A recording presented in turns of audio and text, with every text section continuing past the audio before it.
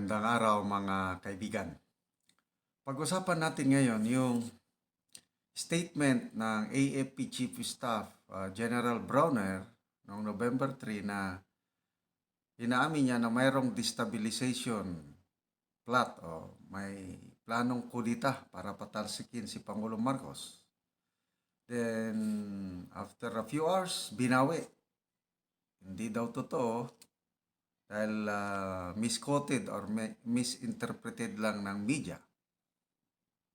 So, tanong, talaga bang na-misquoted lang o nagsisinungaling sila? Then, ang mas magandang tanong, ano ang epekto, anong reaksyon ng Pangulo at ang First Lady sa ganong nangyari na that's very alarming. Yung Chief of Staff magsabi na mayroong planong kudita patalsikin ng Pangulo. Huwag kayong sumama.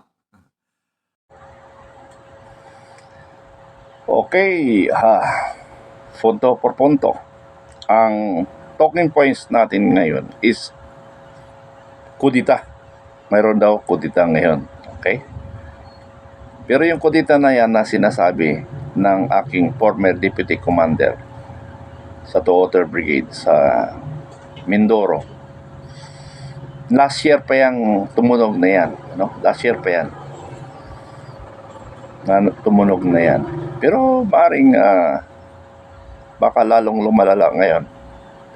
Pero before that, I will give you a little background kung saan nanggagaling yung aking mga information. Actually, before the election of presidential election, isa kami sa pasugid na nagsusuporta kay President Bongbong Marcos. Kasama ko dito si Colonel Benjamin Samonte, the former trainer of the President. Okay? So, marami kami nito kasi because I have and I am the founder and the president of the BOD, Vanguard of Democracy, which is anti-corruption and anti-communism. So focus tayo sa corruption kasi corruption ang pinag-uusapan to. Maybe that is because of the kudita and medyo mahina ang pamunuan. So mamaya natin to give you background. Kami ay nagkita-kita sa Mandaluyong headquarters before the election. Before the election, nakita-kita kami. Yung isang chief of staff, candidate for chief of staff, naglabi yan doon sa Mandaluyong headquarters. Di ko na lang pangalanan kung sino yun. Nagkasabay kami. But kami, regular na nakikita doon sa Mandaluyong headquarters because we supported the candidacy of our President Marcos. Bongbong Marcos, So, isa sa nakakasama namin dito, yung health security ni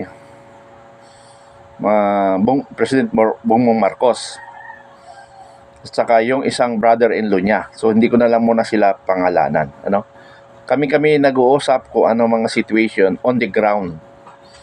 Kaya lang ang problema doon, sa situation before the election, tatlong situation mayroong national, mayroong sa baba at saka sa middle, may upper class or yung mga sip-sip.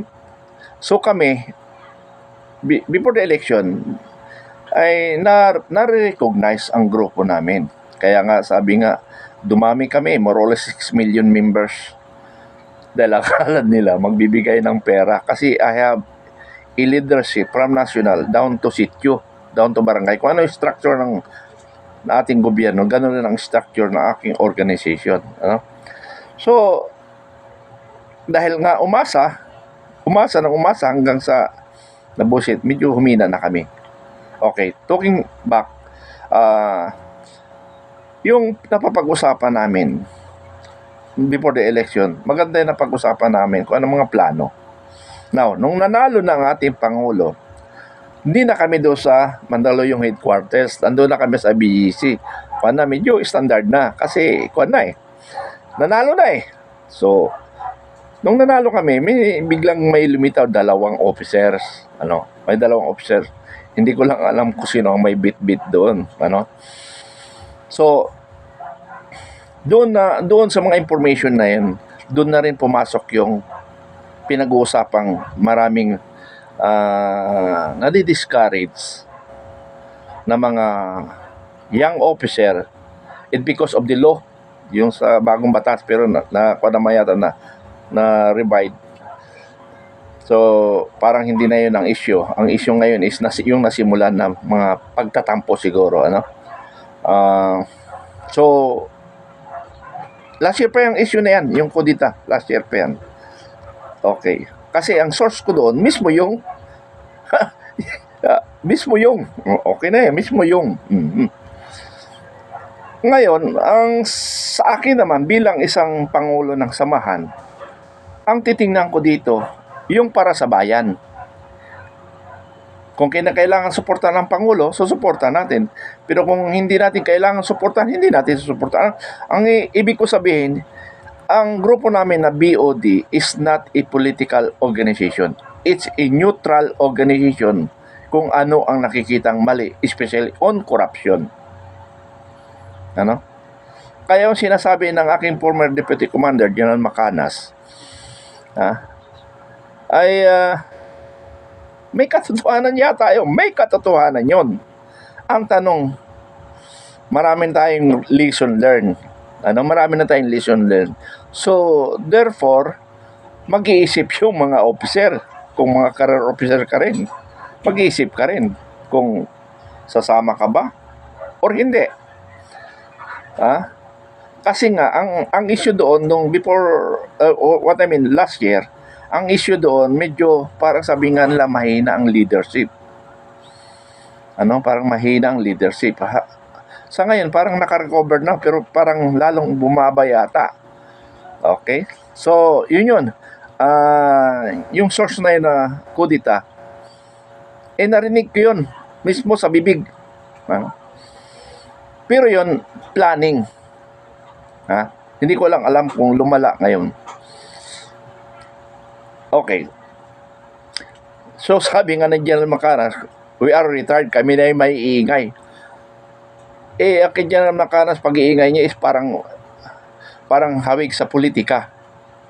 Ang pag-iingay ko sa korupsyon, especially niluloko ang pensioner. Niluloko ang pensioner. Tandaan nyo, billions of pesos nawawala sa Pension Graduate Management Center. Okay, meron akong kanyan. Inantay-red tape ko na sila. Pinaimbestigahan ko na sa UTIG. Yung UTIG nagtago. Tinago nila investigation. Kasi sabi nila, hindi kayo sir mabibigyan kung hindi order na tube stop. So, dalawang tube stop na kausap ko. Sinulatan ko General Bacaro and General Centino. Una, kinakausap nila ako yung mga staff. Ngayon, nagtatago na sila sa akin. And mayroon na silang order from the Anti-Retive Authority. In-order na sila, pero hindi nag-a-appear because mayroon nga yung sinasabing Miranda rights. Ang lahat ng sasabihin mo ay maging laban sa iyo. So, hindi sila nagpapakita sa akin dahil i-corner ko sila. Because my evidence is very clear from my eyes and ear. Why? Nag-briefing sila sa akin. Without malice yung commander, nag-briefing sa akin. Hindi niya, na-take note ko. At yun ang nilalabas ko. So that is my evidence. Physical evidence ko yun. Kasi narinig ko nakita ko sa briefing. Ako lang, dalawa pala kaming retired noon, Rear Admiral De Rosario. Pero si Rear Admiral De Rosario, nakita niya na para akala nila tutulungan sila na depensahan. Hindi alam nila na nahimik si General De Rosario, mista ni General Lunasan o kaya Lacson, nanahimik siya dahil very legitimate ang aking issue. Okay, so going back doon sa kudita,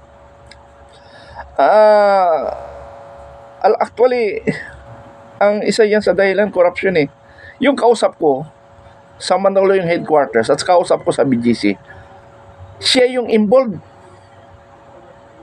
Siya yung involved doon sa balita. Pero para totoo kasi may tao rin ako sa Bucor eh. May member ako sa Bucor na nagmumonitor sa Bucor. Bucor at sa custom. Correction. Sa custom. Okay. So, sinabi ko ito sa brother-in-law ng ating Pangulo. Brother-in-law. Sir, sabi ko may corruption sa PGMC. Sige, parating natin kay Pangulo. Sir, ganito parating natin. Puro si parating. Ewan ko kung nakarating na talaga. Okay, pero later on, nalaman ko nga na-involved siya sa corruption. So, ang dahilan dito, pag mayroong kudita sa side ng First Lady. First Lady kasi ang kumikilos. Yung before the election nga, yung 2 billion na accordingly, alis na pinasinabi sa amin. Hindi na kasi tinago na. Okay. So much for that. So, kung may dahilan na mag-aaklas ang EFP dahil nga sa hindi talaga smooth yung takbo ng ating gobyerno. Pero sabi nga natin sa ating pamilya, pag ang isang pamilya at nakialam ang misis, what is atin sa EAP, sa mga main union professional, pag nakialam ang misis, nawawala ang direction ng kanyang organisasyon. Kasi masiga yung masiga yung babae. Sabi nga nila, pag Brigadier General yun, may yung asawa, Major General, totoo yun. Okay, so much for that. Okay, so ipagpatuloy ko sa mga allegation na sinasabi ng aking former deputy commander, may katotohanan yon. Ngayon, ang hindi ko lang ngayon mako-confirm sa ngayon, kasi napalayo na kami, lumayo na kami kasi tapos na nga eleksyon eh. Yung aking kwandon, medyo hindi na kami nagkita-kita kasi yung mga pangako, napako. So, ang akin dito, mga kasama, hindi politika ang aking organization. Nasa gitna lang ako. Sana, sabi ko nga, babatikos ako sa ating Pangulo after 2 years. Kasi hindi naman kakarakara na lahat ng pangako niya magagawa niya. So by June pa after June, saka ako titira sa kanya. Pero lightly, tinitira ko ng administrasyon ni Marcos. Dahil nga doon kay First Lady. At sabi nga ni Maharlika, yung kay Maharlika naman ay may kasamang politika kasi yun eh. Sino yung grupo na magsusupport sa kudita? Hindi yun Aquino. Hindi Aquino. Noong pa man yan, kay Pangulong Duterte, nakaplano na yan. Nakaplano na lahat yan. Pinambigyan lang ating Pangulong Marcos kasi siya yung mabango sa ating kababayan. Pero pag nagkamali, ay disgrasya amigo. So that is our opinion bilang isang mamamayang Pilipino. May karapatan tayo magsalita kung alam natin ay para sa bayan. Sabi ko nga sa corruption sa PGMC, I challenge all members of the PGMC, even the officers of the AFP, na hapin ako regarding do sa nawawalang 4.9 billion. Walang gustong marap sa akin. Ngayon, mayroon na naman ako 9 billion na hinahanap sa PGMC. 2019. Pero may ebidensya na ako kulang pa para isiwalat ko yung issue na yon. But yung 2,000 differential who retired 2012 pababa, mayroon kayong matatanggap kung hindi nyo pa natanggap. 2000 to 2012 mayroon differential. Ang akala ko widows lang ang pinagluloko dito. Hindi pala, marami palang officers na hindi nabigyan. Ngayon lang nagsunod-sunod ang tawag sa akin. Pero yun may ibang topic ko yun. Kasi kaya naman ang pinag-usapan dito, corruption eh. Yun ang isa sa dahilan ng kudita. Anyway, another topic yun. May mga YouTube ako dyan kung gusto nyo tingnan. Hanapin nyo yung Mitran TV PH, Mitran Junior TV, PH, ay makikita nyo doon. Andun yung mga issue na pinalabas ko. Pero mayroon akong last word dyan na gagawin. Ano? Last word na gagawin ko dyan. Ano? Na issue na yan. Maybe by next year, ilalabas ko na kung sino yung involved doon sa billions of pesos na mga kung saan napunta yung pera. Okay, so much for that. Napahaba na aking discussion kasi parang pinagsama ko. But the cause of CODITA is one is corruption. Kasi ang corruption sa Pilipinas paano yan? Parang custom na yan, custom yung corruption. Kasi ang dami kong binibira na corruption, wala akong kasama. Nag-iisa lang ako. Nag-iisa lang ako lumapan. Mayroon, mabuti na lang yun. Nandiyan yung mga widows na nagsusupport sa akin. But anyway, may mga commanders ng branch of service nag-support sa akin at saka tube staff. Pero hindi, ayaw nilang lumitaw. Okay, salamat for that. Salamat. Okay, pakinggan natin ang another video to support my statement. Yung video ng ating my former commander, General Macanas. Pakinggan natin. This administration, but within the bounds of the law, pwede pang mapagtiyagaan. Yung ganun ang sabi ni isa na ako doon sa passionate officers. Ilan? How many are we? Yung mga passionate officers. Tingin ko marami. Marami. Although, mostly are retired. Kaya lang, kung ano ang nakikita naming mga retired, I believe nakikita rin ng nasa active. Kami makapagsalita. Kaya nagsasalita kami. Ang mga active hindi makapagsalita. Kinikim-kim. Yun ang delikado pag kinikim-kim. Ang tao na kinikim-kim ang galit, anong mangyari? Pag napuno ang salop, sasabog. So, may this serve as a warning to this administration. Okay? So, kami, mga retired, maiingay. At least, hindi ako nag-iisa. Okay? Sino pa ba ang mga retired officers na may vlog na nag-iingay? Hindi ko alam dito sa YouTube. Si Colonel Cabunok. May channel siya. Kaya lang, more on military experiences. I think ako lang ang bumabatikos dito sa YouTube. Tell me, please, kung mayroong retired military officer na bumabatikos para malaman ko. But yung mga kasamahan kong retired, maybe Facebook, mga ganun, mga post nila, ganun, marami. Marami yan. Hindi ko na lang papangalanan. Meron nga 2-star general, nasa US na. Nagme-message sa akin, galit na galit. Sabi niya, I support you, Johnny. Tuloy mo yan. Dahil kalukuhan ang ginagawa ng administrasyong ito. Sabi ko, yes sir. So na-encourage ako yung mga ganong messages. At basta ako, nag-iingay lang. So, bakit dumarami ang mga retired officers na nag-iingay? Because of social media. Because of mga expose. At again, pasalamatan natin. Ako, personally, nagpapasalamat ako kay Maharlika and Sas Rugando Sasot. Kasi sila yung source ng mga expose. Yung kay Maharlika, yung pinaka-latest kay Maharlika, yung appointment ng DE Secretary na it's 1 month before official announcement, sinabi na ni Maharlika. And then, to me, kikita ng netizens, it's a very clear conflict of interest. Dahil related sa agriculture, fishery, import Laurel. Plus, number one campaign donor.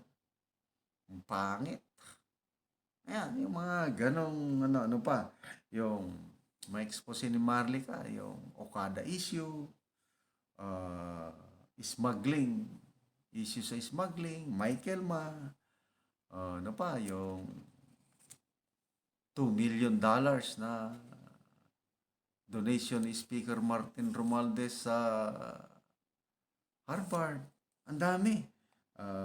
Appointments, pakikialam ng mga nakikialam, corruption kaliwat kanan. Yan, yung free flow of ideas sa social media. Kaya, marami nang aware. Excuse me. Marami nang aware. So, kaming mga retired na na-awaken na naliliwanagan, nagsasalita na kami through our platforms. YouTube ba yan, TikTok, Twitter, Facebook, yan, nagsasalita. So, ang mga yan, ang mga nasa active, kahit hindi nagsasalita, nanonood din yan ng YouTube, may mga social media accounts din yan, kailang nai-enlighten din ang active. Alam nila ang nangyayari, hindi lang makapagsalita. Kinikim-kim ang dibdib. So, ako, I can honestly say, wala akong nilapitan na active military personnel at nagre-recruit na mag-rally o magkuditan, no? Wala sila, umintindi. At when the right time comes, pag sasabog na yung kinikim-kim na frustration, no? Umanda sila. Sa ngayon, sana magbago ang administrasyong ito. Gawin niyo yung tama para wala nang mag-ingay na mga retired. Kasi kaming mga retired, we still consider ourselves as public servants. Bakit?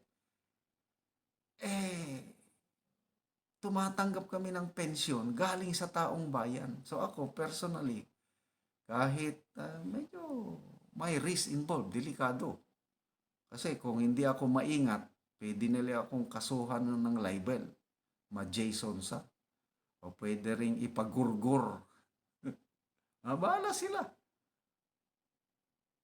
Ito, ang ginagawa ko is still form of public service.